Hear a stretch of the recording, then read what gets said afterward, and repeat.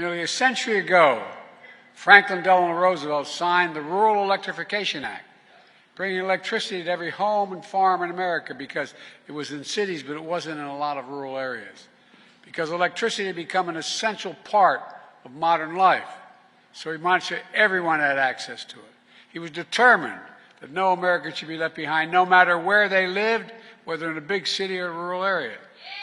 Well, I tell you what, I made the same determination about our time, affordable, high-speed internet. Now, it really is critical. It's just as essential today as electricity was a century ago. Who remembers, during the pandemic when schools were shut down and the Sergeant First Class mentioned it, kids weren't able to attend school, so they go online. How many of you spent time in McDonald's parking lots tapping into their internet so you could do the homework with your kid? Look, think of all the workers who need internet to do their jobs when they're working from home. So many are working from home, have to work. Small businesses need internet to reach more customers here at home and literally around the world. And our seniors are needed in connection with their doctors through telemedicine because they can't make it to the doctors in person. High-speed internet isn't a luxury anymore. It's an absolute necessity. No, it really is.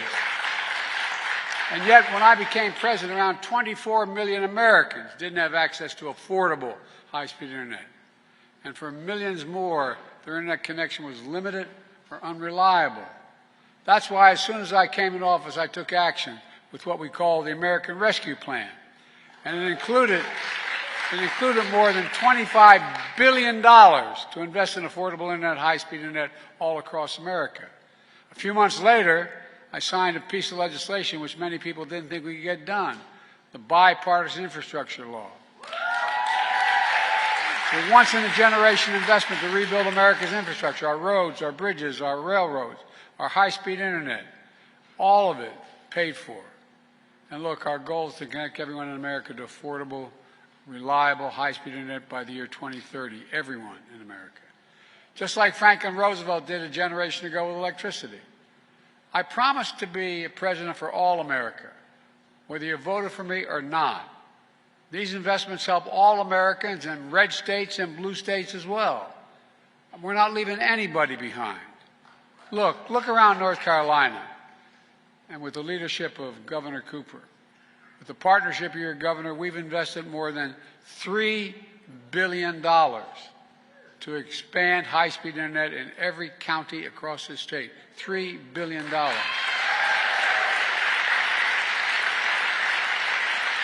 Fiber optic cable is being laid in the ground as we speak. Over the next 3 years, over 300,000 homes and businesses all across North Carolina will be connected with affordable, high-speed internet. And today I'm announcing another major step. We're investing another $82 million to connect 16,000 additional homes and businesses, bringing high-speed internet all across the state of North Carolina, from top to bottom. By the end of the decade, we're going to finish the job reaching all the remaining homes, schools, libraries, small business, healthcare facilities in North Carolina that don't have access to high-speed internet today. Let me say that again. Universal, high-speed internet in all of North Carolina by the end of this decade. Folks, you just heard from Sergeant Smith a few minutes ago why it matters. He's retired Army, 22 years of service, which we owe him. He and his wife Emma live in Tar Heel, as he mentioned. North Carolina population, staggering population, 100 people.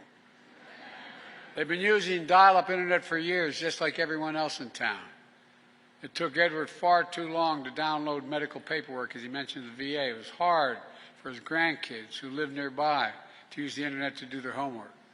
And then thanks to the American Rescue Plan, which I signed into law, fiber optic cable was laid and the town got high-speed internet. And now Edward and Emma and the kids and the grandkids can use the internet quickly and easily, from getting care from the VA to doing their homework. Look, their neighbors include folks who can't attend local church services, he mentioned. They can stream these services at home every single Sunday. High-speed internet has been a game changer for their town and so many counties all across America. Look, and we're just getting started. But it's not enough to just have internet access. It needs to be affordable. Affordable. So, here's what my administration did. We work with internet service providers to bring down prices for people struggling with their payments. It's called Affordable Connectivity Program. It's already helped 880,000 households in North Carolina save a total of $440 million in internet bills collectively. That's about 1 in 5 families across the state are saving $30 a month for the internet bills, and some save a lot more. That savings matters in homes like the one I grew up in. Another $30, $40 a month was the difference between how many groceries you pay, the gas bill, all other necessities. It matters. It matters. Plus, the investment we're making in high-speed internet means something else as well. Good paying jobs. And folks, just ask the folks at the International Brotherhood of Electric Workers, the IBEW, or the Communication Workers Union, or the Laborers Union. We're putting thousands of people to work laying fiber optic cable all across America. And that cable will be made in America, put in by Americans. Even better, a lot of that cable will be made in North Carolina. Two American companies, CommScope and Corning, are investing more than $550 million to manufacture fiber optic cable, creating around 650 good-paying jobs in Hickory, North Carolina. A single start. And there are going to be more. Already, 40% of all the fiber cable, optic cable in America is being manufactured in Hickory. And no, that number is going to continue to grow. Jobs are going to grow. And when jobs grow, everything grows. Everything grows. Everything in the community grows. All told, during my presidency, we've invested, and I know it's going to sound like not much to you all, but $11 billion in North Carolina. $11 billion in infrastructure, clean energy, everything from high-speed internet to clean water, new roads and bridges. For example, we're investing $1 billion, $1 billion, in a new rail line connecting Raleigh and Richmond, Virginia. Not only creating a whole hell of a lot of jobs, but it's going to take a lot of vehicles off the road. It's going to help with pollution. And guess what? It's going to cut the time. Well, let me give you an idea. Right now, the trip takes about 3 hours by train. With the new rail line, it's going to take you 2 hours. Think what that will mean to people traveling to work and visiting families. Think what it means in the reduction of highway bills. We're also investing $110 million to replace the Alligator River Bridge. Look, that bridge is a major hurricane evacuation route for the Outer Banks. So it's high time it get replaced because it's in trouble. The bridge now is far too low for boat traffic, which means cars have to stop and wait, sometimes several times a day, for the bridge to swing open so boats can pass underneath. Because the bridge mechanism is 60 years old, sometimes when it swings open it can't close, which stops cars and traffic for hours and sometimes days. Now we're building a new, higher bridge that boats can easily pass under. It will be wider and more accessible to more cars to travel across every single day, saving time and saving money. Folks, what we're doing here in North Carolina is just one piece of a much bigger story.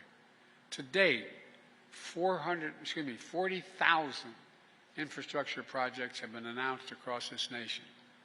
Since I've been to office, we've created 14 million new jobs. 440 new jobs in North Carolina alone just since I came back. That's because of this guy right here. Nearly 800,000 manufacturing jobs nationwide. Unemployment has been below 4% for the longest stretch in American history in the last 50 years. And here in North Carolina, unemployment is even lower. It's 3.5%. And the stats coming out today show that seeking unemployment insurance has even gone down. Fewer people are needing the help. That's lower than it was in every single month under the last president. Wages are up. Household wealth is up, not only for middle-class Americans, for Latinos, for black Americans, for minorities. Costs are still too high, but inflation continues to fall, and mortgage rates are falling, and they're going to fall more. Last week we learned that America filed 16 million in America, 16 million new applications for businesses, for a new business since I became president. Folks, that's a record. Every single one of those new small businesses is an act of hope, an act of hope. It generates progress. People are beginning to have, and if you look at the consumer confidence, it's way up. 64%, I think it maybe 62%, Americans think their personal circumstance is good and it's getting better. Meanwhile, thanks to the Invest in America agenda, private companies have invested over $640 billion, let me say it again, $640 billion in advanced manufacturing here in America. And by the way, you know, we invented that little computer chip which everything from your cell phone to your automobile needs. Guess what? We used to control it. We got down to the point we hardly manufactured any of it. And so what happened when things went bad, we didn't have access to all those computer chips that were being made in Asia and other parts of the world. So I got in the plane and went to South Korea. And I said, why don't you come invest in America? One thing led to another. Over $50 billion, people coming to America, investing and building these computer chip factories. And guess what? It's just getting started. But guess what? The fact is that these computer factories, they build what they call fabs. They're about as big as a football field, and they manufacture these chips. You don't need a college degree to work in it. You know what the average starting salary is? $116,000. $116,000. And look, put it all together. America has, this is a fact, the strongest growth rate of any and the lowest inflation rate of any major economy in the world. In the world. We have a lot more work to do. There's no question our plan of investing in America and the American people is working. It's all part of my economic vision. Building an economy from the middle out, from the middle class out, and the bottom up. That way the poor have a shot, middle class does well, and wealthy still do well. Well, they got to start paying their taxes.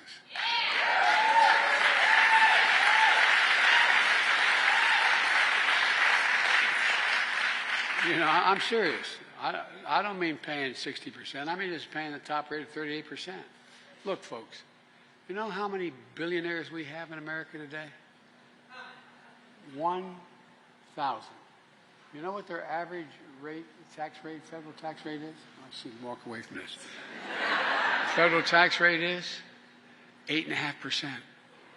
Raise your hand if you'd trade your tax rate for 8.5%. I mean, serious, think about this. There'd be $40 billion raised if they just paid 38%, if they even paid 25%. Folks, look, we all do well when the middle class does well and we grow. Everybody does well. You know, I'm so tired of trickle-down economics. I grew up in a family where not a lot trickled down on my dad's kitchen table. My dad was a hard-working guy. We weren't poor, but we lived in a 3-bedroom split-level home with 4 kids and a grandpa. And, you know, we were fine. It was okay. But there wasn't anything left over. There was nothing left over. But now, a lot of middle-class folks are having enough leftovers they can do things. Our approach is the fundamental break from trickle-down economics, supercharged by my predecessor. My predecessor, everything was trickled down, but not a lot trickled. And I'm serious. Which tax cuts for the wealthy and big corporations, shipping goods overseas. How many people do you know in this state and other states? There was a factory in town that employed 300, 400 people. And all of a sudden you found that factory shipped overseas. Why was it shipped overseas? Cheaper labor costs.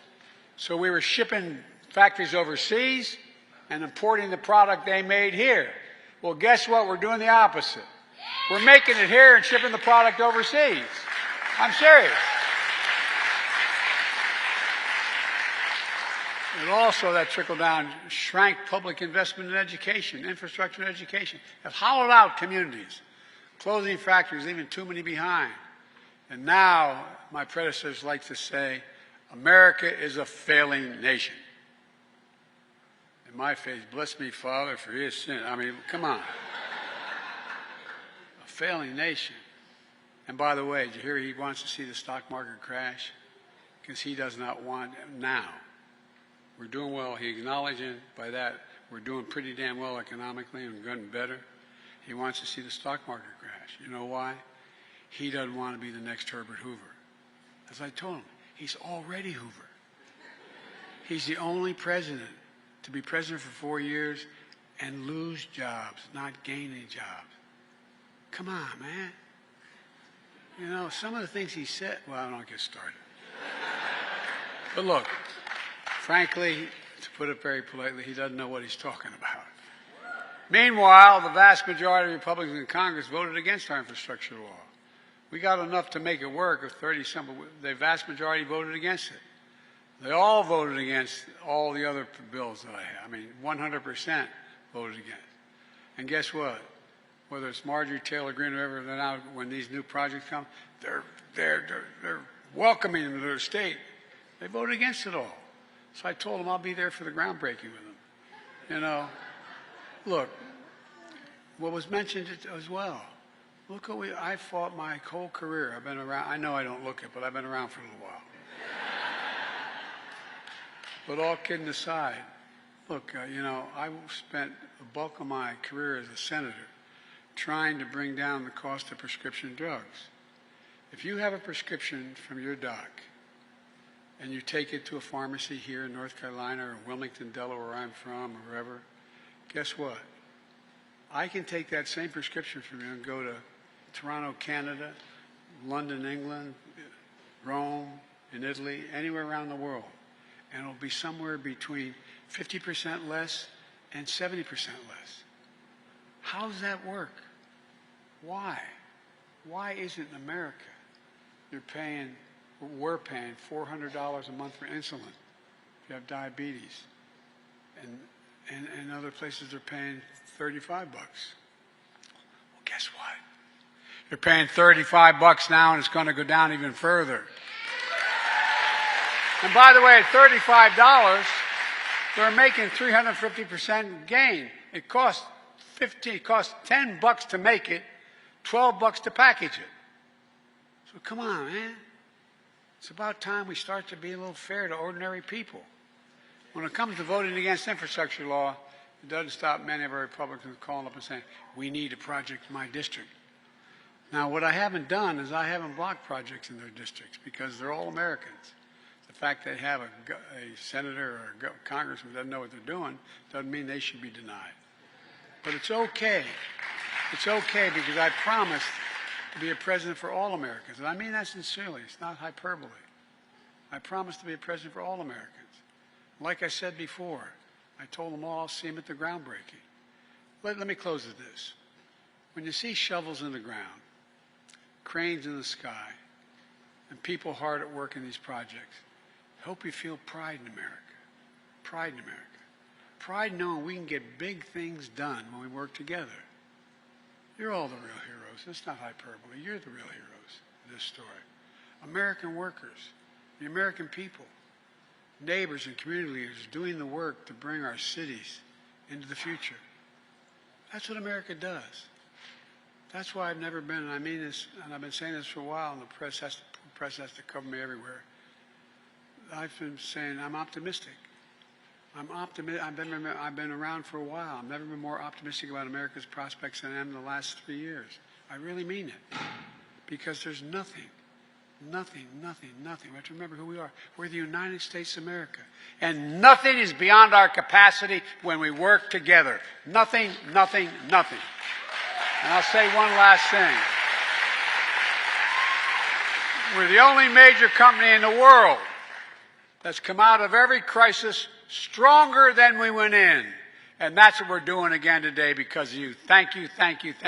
May God bless you all. May God protect our troops. Thank you very much. Let's go get them. Thank you. Thank you.